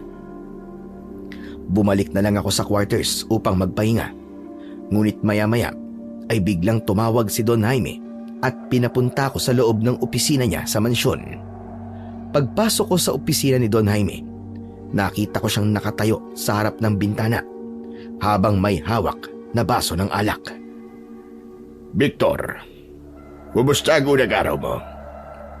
Balita ko ay may nangyari sa elevator kanina, bagong meeting ni Jenny. Ganun na nga ho, sir. Nakasabay namin sa elevator ang isang lalaki. Nakumpirma ko po na si Vargas yun. Sinubukan niyang lumapit pero naharang ko siya. Si Vargas talaga? Ibig sabihin, tinototoo na niya ang banta niya. Delikado na ang anak ko. Tama po kayo, sir. Delikado po talaga. Mukhang nakabantay na sila sa anak niyo. Kung ganon, kailangan mo nang ilayo ang anak ko dito. Meron akong safe house sa Tagaytay. Bago lang yun at wala pang nakakaalam na meron akong property doon. Sandali ho. Kami lang huban dalawa ang papupuntahin niyo doon? Oo, Victor. May tiwala ako sa iyo. Alam kong hindi mo pababayaan ang anak ko. At ikaw lang ang may kakayahang humarap kay Vargas kung sakaling matuntun nila kay Ron. Pero ngayon, yun ang pinakaligtas na lugar para sa kanya. Paano po si Ma'am Jenny, sir? Siguradong magwawala po yun kapag nalamang ilalayo ko siya rito. Ako na ang bahala magpaliwanag sa kanya. Kahit magalit pa siya. Ang mahalaga ay buhay siya. Bukas na bukas din, ihanda mo sa sakyan at dalhin mo siya sa Tagaytay. Huwag mo na itong ipapaalam sa iba. Kahit sa mga kasambahay o sa ibang gwardiya rito. Tayong tatlo lang ang dapat na makaalam. Sige, sir. Susunod po ako sa utos nyo. Ihanda ko na po mga gamit ko at sisiguraduhin kong magiging maayos ang biyahe namin bukas. Salamat, Victor. Ipagkakatiwala ko sa iyo ang buhay ng kaisa-isa kong anak. Tumango ako at lumabas na ng opisina. Pero pagbukas ko ng pinto, saktong nakita ko si Jenny na parating. Diretso lang siyang pumasok sa loob ng opisina ng papa niya. Hindi man lang siya lumingon o tumingin sa akin. Binaliwala ko na lang yon. Naglakad na ako pabalik sa quarters. Kinabukasan, maaga akong naghanda. Bago pa man sumikat ang araw, ay kinondisyon ko na ang sasakyan. Nang matapos, ay nakita kong palabas na rin ng mansyon si Jenny. Inihatid siya ni Don Jaime. Ma'am, bago tayo umalis, akin na muna yung cellphone nyo. No! Bakit ko naman ibibigay sa yung phone ko? Para po ito sa security nyo, ma'am. Maaari nilang itrack ang location natin gamit ang signal niyan. Buisit ka talaga. Huwag mong sabihin na tatanggalin mo ako ng karapatang gumamit ng cellphone. My God, Victor! Napaka-controlling mo naman. Papa, ano ba? Sabihin mo naman sa kanya na hindi niya pwedeng gawin to sa akin. Lumingon siya kay Don Jaime na noon ay nasa tabi at nakamasid sa amin. Malungkot lang na tumango ang Don. Senyales na sang-ayon siya sa ginagawa ko. Walang nagawa si Jenny, kundi padabog na iabot sa akin ang kanyang mamahaling cellphone. I hate you! Sobrang buwisit ka sa buhay ko! Peste ka! Hindi na ako sumagot. Ibinulos ako ang cellphone niya at pinagbuksan ko siya ng pinto.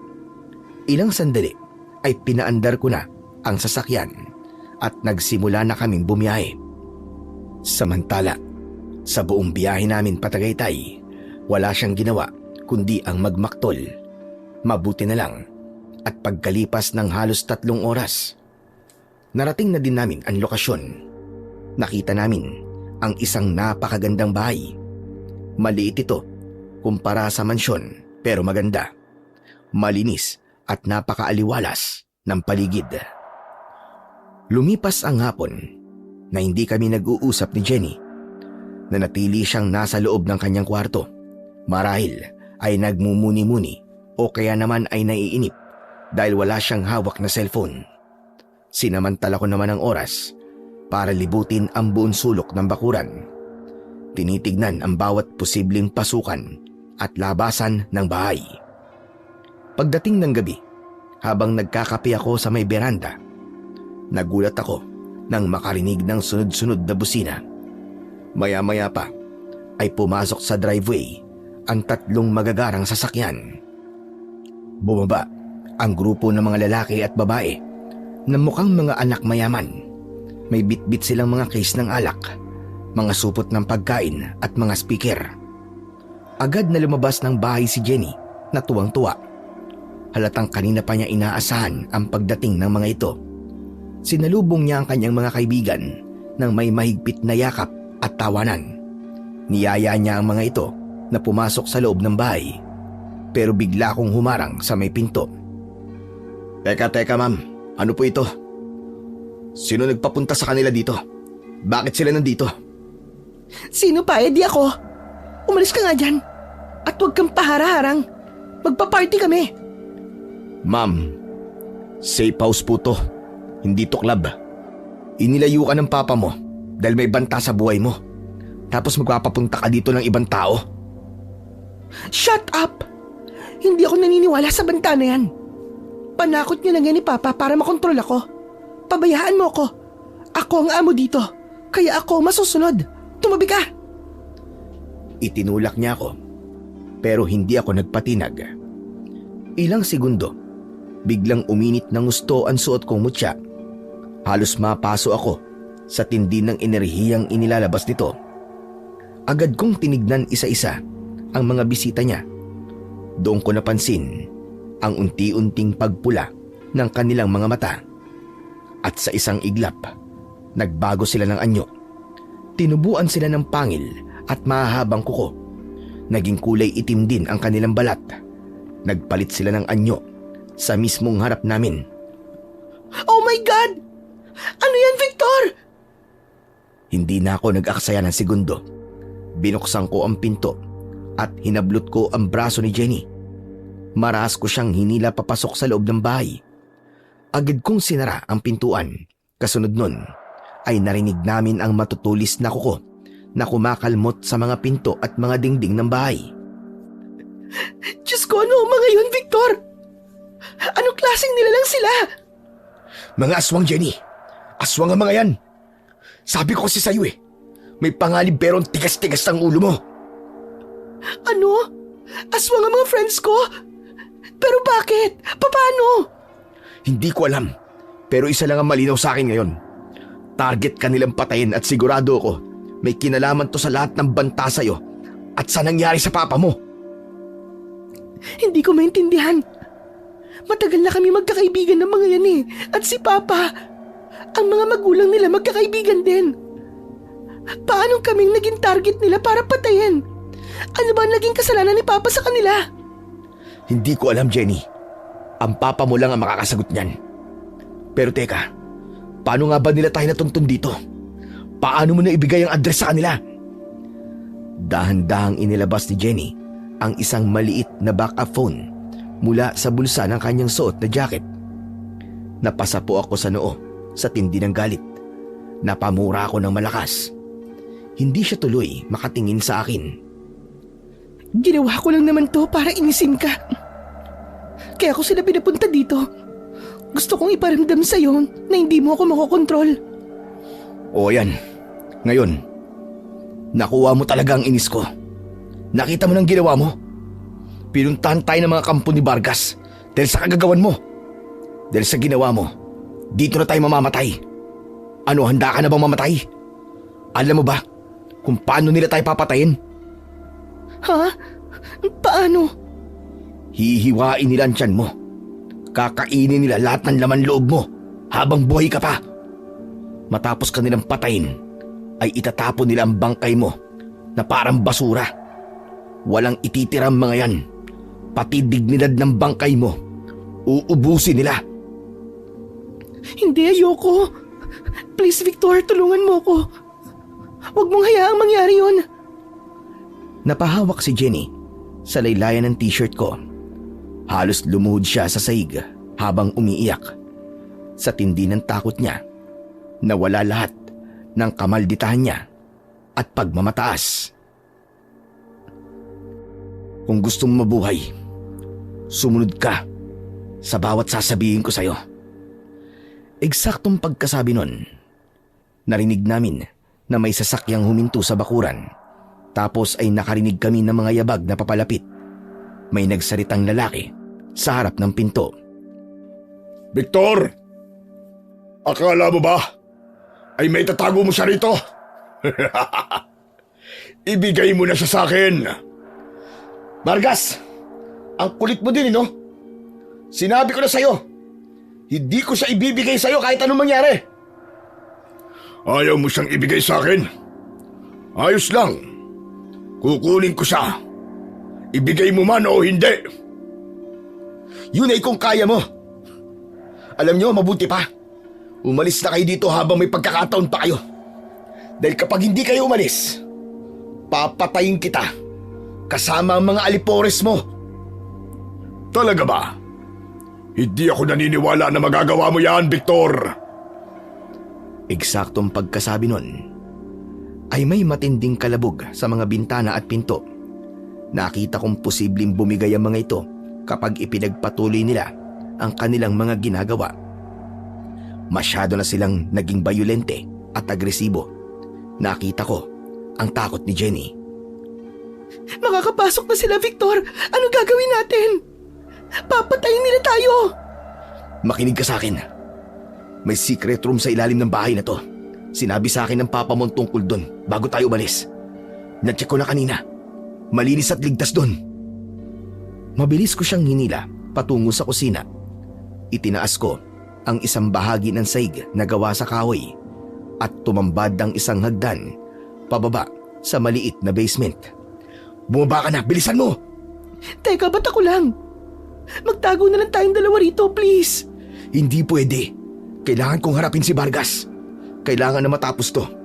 Dahil hindi siya titigil hanggat hindi kanya nakukuha o hanggat hindi niya napapatay ang papa mo. Kailangan ko kayong protektahan na dalawa. Kung ganun, mag-iingat ka, Victor. Balikan mo kagad ako rito, ha? Pangako. Sige na, pumasok ka na. Ilak mo to sa loob at tandaan mo. Wag na wag mong bubuksan to kahit boses ko pa ang marinig mo. Bakit naman? Paano kung ikaw na talaga yun? Matalino mga aswang, Jenny. Kaya nilang manggaya ng boses ng kahit na sinong kakilala mo. Kaya kailangan natin ng password.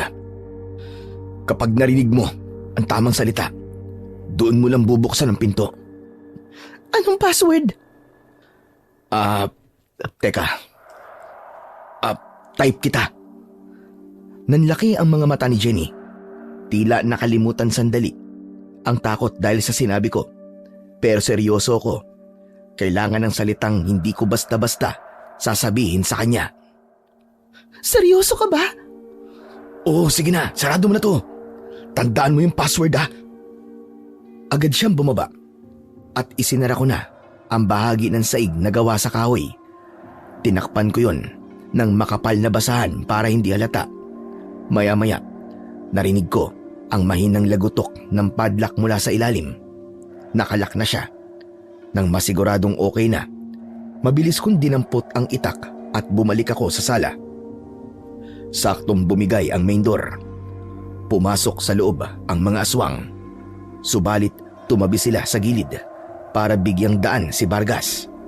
May hawak siyang isang baston na gawa sa itim na kahoy at sa dulo nito may nakatali na bungo ng hayop. Naglalabas ito ng isang maitim na usok. sa isang kumpas ng baston ni Vargas. Sabay-sabay na sumugod ang 4 na aswang. Mabilis akong umiwas, lalong uminit ang mutya. Ramdam ko ang pagdaloy ng enerhiya sa buong katawan ko. Kinagat ng isang aswang ang braso ko, pero hindi niya nagawang ibaon ang mga pangil niya dahil sa kunat ng aking balat. Tinaga ko ang unang aswang. Naglabas ng liwanag ang itak ko. Napahiyaw ang nilalang dahil hindi lang siya nasaksak. Nasusunog din ang kanyang balat. Ngunit hindi nagpatalo si Vargas.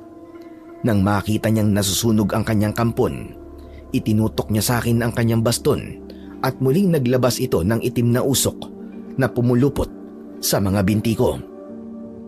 Bigla ako nadihado. Bumagal ang kilos ko at para bang may mabigat na kadena na nagpapabigat sa mga paa ko. Sinamantala ito ng 2 aswang at sabay nila akong inatake. Sinakmal ng isa ang leeg ko. Kinalmot naman ng isa pa ang aking tiyan.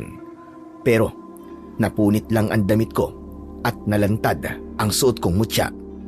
Ang kanilang pag-atake ay hindi nagtagumpay dahil sa kunat at tigas ng katawan ko. Nagwala sila. Sabay-sabay silang sumugod sa akin hanggang sa unti-unti akong napapaluhod. O ano? Kayang pa ba? Alam mo bang pinaghandaan kita? Kahit hindi ka namin masugatan, mauubos ang lakas mo sa bawat segundong nalalanghap mo. Ang usok na ito. Ayos lang yan. Dati naman akong smoker eh. Sanay ako sa usok, Gunggong. At talagang nagpapatawa ka pa ha? Hambog ka talagang hayop ka.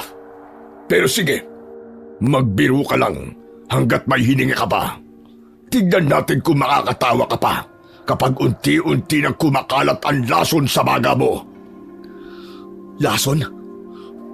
Ang usok na ito ay hindi lang basta usok. May lason ito na kayang pumatay ng kahit na sinong albularyo o antingero. Baliwala yung mutyang hawak mo kapag ang loob mo na ang mismong nabulok. Sa gitna ng banta niya, biglang pumasok sa isip ko ang turo ng lolo ko noon na isang magaling na albularyo at mahusay na manunugis ng mga aswang. Sabi niya, ang mutya ng saging na nakuha ko ay may espesyal na katangian. Kaya kong gawing kakampi ang kalikasan. Kaya ko ring taglayin ang lakas at bangis nito kapag ang buhay ko ay nasa bingit na ng kamatayan. Ipinikit ko ang mga mata ko at hinawakan ng maigpit ang mutya ng saging. Nag-focus ako sa init nito hanggang sa maramdaman ko ang isang malakas na vibration mula sa talampakan ko, paakyat sa buong katawan ko, hanggang sa napasigaw ako ng malakas. Teka, ano nangyayari? Bakit lumilindol? Anong klaseng kapangyarihan ang meron ka, Victor? Ipinikit ko ang aking mga mata at hindi na siya sinagot. Sa halip, umusal ako ng isang matinding orasyon na itinuro sa akin ng lolo ko. Ang orasyong gumigising sa nakatagong bagsik ng hangin. Sa ilang sandali pa, may narinig akong isang malakas na ugong mula sa labas at naramdaman ko rin yung isang matinding vibration sa aking mga kamay na para bang may mainit na bagay na dumadaloy doon. Isang mainit na hangin na umiikot ng napakabilis. Kasunod nun, isang malakas na puwersa ng hangin ang biglang kumawala sa katawan ko. Tumilapon ang lahat ng aswang na nasa loob ng bahay. Maging si Vargas ay hindi nakaligtas. Kinaladkad siya ng hangin hanggang sa humampas siya sa isang malaking puno. Naglakad ako at lumabas sa wasak na pinto. Nakita ko silang lahat na nakaandusay sa lupa. Nagkakabali-bali ang mga buto at hirap na hirap huminga. Hindi maaari. Paano ngang isang katulad mo ay nagkaroon ng ganyang kalakas na kapangyarihan? Isang hamak na security guard ka lang! Mali ka. Oo, isa akong security guard. Pero gusto kong malaman mo na nung bata pa lang ako, Ako na ang kasama ng lolo ko na tumutugi sa mga aswang bilang isang albularyong antingero. Isang kawa na napatay namin nun. Isang kulto ng tawag sa kanila ay sandugo. Ano ka mo? Sandugo? Ibig sabihin, ikaw ang batang kasama ng matandang manunugis na yon? Bakit, Vargas? Mukhang pamilyar sa'yo ang pangalang binanggit ko. Alam mo ba tungkol sa kanila? Walang hiya ka. Natural na alam ko. Dahil ang batang yun ang pumatay sa mga magulang ko. Miyembro ko na sandugo noon. Kasama ang buong pamilya ko. Kung ganun, ikaw pala ang batang nanginginig sa sulok ng dampa na yun habang tinatapos ni Lolo ang kawan nyo. Dapat pala, tinuluyan na rin kita nun. Nang sa ganun, hindi ka na nakapagasik ng lagim ngayon. Paano ba yan? Magdasal ka na kung marunong ka magdasal. Dahil tatapusin na kita ngayon din. Papatayin mo ko? Sige, gawin mo. Patayin mo na ako. Pero kung inaakala mo dito matatapos ang lahat ng to, nagkakamali ka, Victor. Isang galamay lang ako. Ha! Kahit ilang gamay pa kayo, uubusin ko kayong lahat. Hambog ka! Hambog ka talaga, Victor! Hindi mo alam kung sino kinakalaban mo. Kahit ibaon mo pa ako sa lupang ito, hindi sila titigil. Tutugisin nila si Don Jaime at ang anak niya hanggang sa makuha nila ang gusto nila.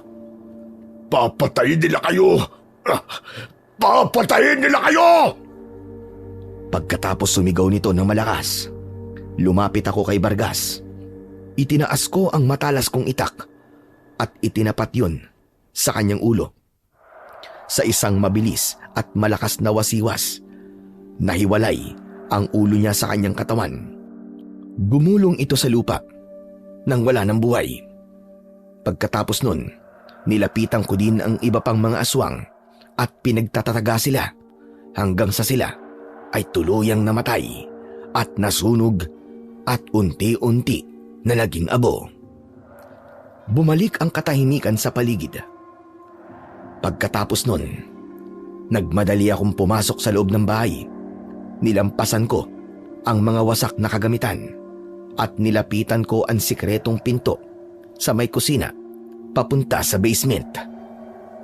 Tapos na, Jenny. Wala na sila. Ligtas na rito, lumabas ka na. Jenny!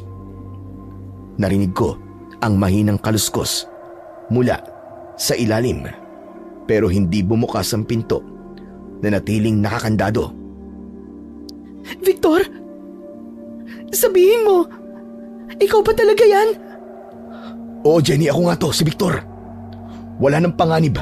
Patay na ang mga aswang. Patay na silang lahat. Teka, kung ikaw talaga yan, anong password?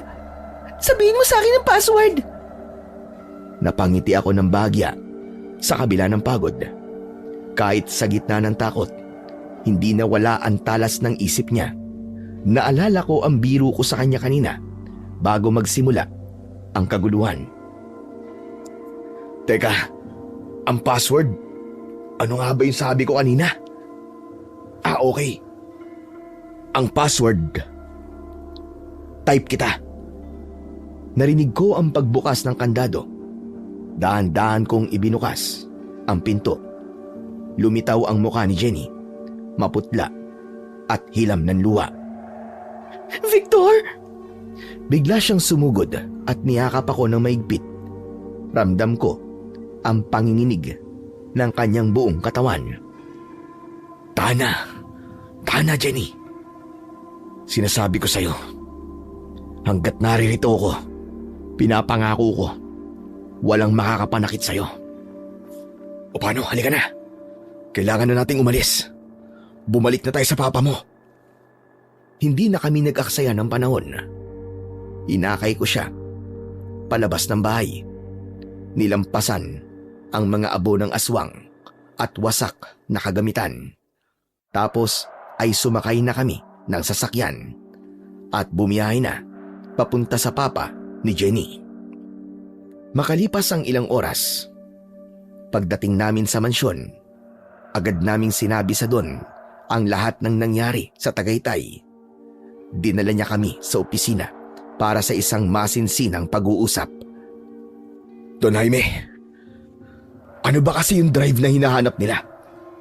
Naalala ko ang sabi sa akin ni Vargas, hindi titigil ang mga kasama niya hanggat hindi nakukuha ang gusto nila. Ano ba yun? Ang drive na yun ay naglalaman ng mga pangalan, Victor. Mga negosyante, mga politiko, at ilang kaibigan, at mga mahahalagang tao sa lipunan. Lahat ng naron, miyembro ng isang kulto ng mga aswang na pinamumunuan ni Vargas. Ano sabi niyo, Don Jaime? Ibig sabihin, si Vargas ang pinuno? Tama ka. Hudlom ang lalaking yun. Notorious na hudlom at masyadong sakim. Bumuo siya ng isang kulto at malaki na ito ngayon. Naparami niya ang kanyang mga alagad. Mabuti na lang at napatay mo na siya. Dahil ngayon, natapos na ang kasamaan ng lalaking yon. Napatay ko nga, Don Jaime. Pero hindi malinaw sa akin kung paano napunta ang drive na yun sa inyo. Paano nyo nalaman ang tungkol doon? Narinig ko silang nag-uusap ng isang kaibigan ko. Nakanang kamay niya pala. Minanmanan ko sila. Hanggang sa'yo na nga nakuha ko ang drive na ito. Ang plano ko talaga ay tugisin sila para matapos na ang lahat ng kasamaan nila.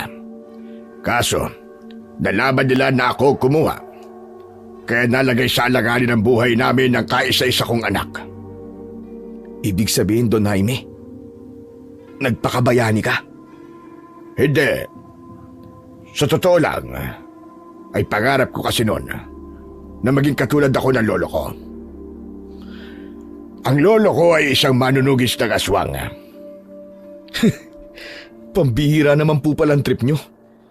Dahil sa ginawa nyo, muntik na po ang anak nyo Oo na, alam ko yun. Hindi talaga maganda ang nakikialam sa gamit ng iba. Pero mabuti na lang at dumating ka. Nandiyan ka para sa amin dalawa ni Jenny. Ikaw ang bayani namin. Salamat. Maraming salamat sa iyo, Victor. Jenny, patawarin mo ang papa. Dahil sa ginawa ko, muntik ka nang napahamak. Ayos na po yun, Papa. Ang importante, buhay po ko. Buhay tayong lahat. Ay, nako. Mukhang i-give up ko na yung pangarap ko. Pwede bang sa'yo na to? Ibinigay sa akin ng matanda yung drive. Nabasa ko ang mahabang listahan ng mga miyembro ng kulto na kasapi dito. Don Jaime, bakit nyo naman po susukuan? Kung pwede naman po nating tuparin. Ano ka mo? Ano ang ibig mo sabihin? Gusto nyo po ba? Samahan ko kayong tugisin ang lahat ng ito. Ituloy natin ang plano nyo hanggang sa maubos ang bawat pangalang nasa listahan. Tutulungan ko po kayo na tugisin silang lahat. Dahil sa sinabi ko, tuwang-tuwa si Don Jaime. Nabuhayan siya ng loob dahil alam niyang sa tulong ng mutya ng saging at ng kakayahan ko, may pag-asa na kaming manalo. Bagamat tutol si Jenny sa balak namin ng kanyang ama dahil sa panganib, hindi naman niya kami nagawang mapigilan. Mula noon, hindi na lang ako basta bodyguard lang. Naging katuwang ako nandun sa pagtugis ng mga aswang na patuloy na naghahasik ng lagim. Sa tulong ng impormasyong nasa loob ng drive at sa kakayahan ng aking mutya, madali lang namin silang napuksa.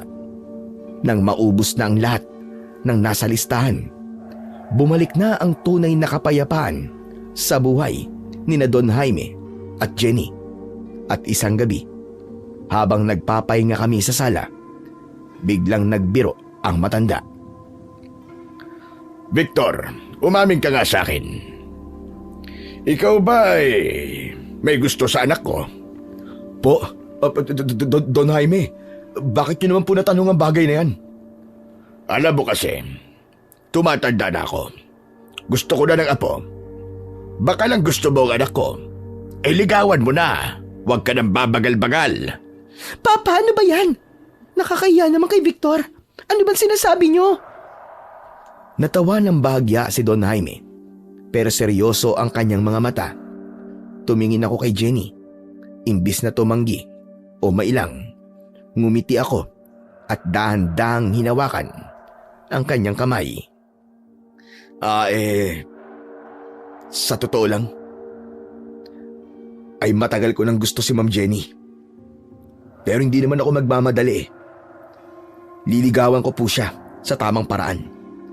Yung may basbas nyo at yung nararapat para sa kanya.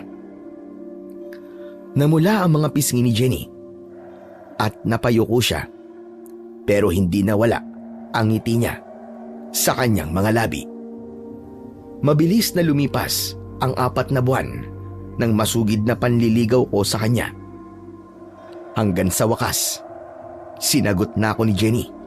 Nakuha ko na ang matamis niyang oo. Hindi naging hadlang ang panganib na pinagdaanan namin at ang magkalayo na antas namin sa buhay na mistulang langit at lupa. Sa halip, ito pa ang naging matibay na pundasyon ng aming relasyon. Hindi nagtagal, ikinasal kami. Biniyayaan kami ng isang malusog na anak na lalaki at ang batang ito ang naging bagong buhay namin at siya ring palaging kasama ni Don Jaime nang magretiro na siya sa pagiging negosyante. Si Jenny naman ang tuluyang humawak at nagpatuloy dito. Sa kanyang taglay na talino at kasipagan, lalong lumago ang mga negosyong ito na ipinamana sa kanya ng kanyang ama.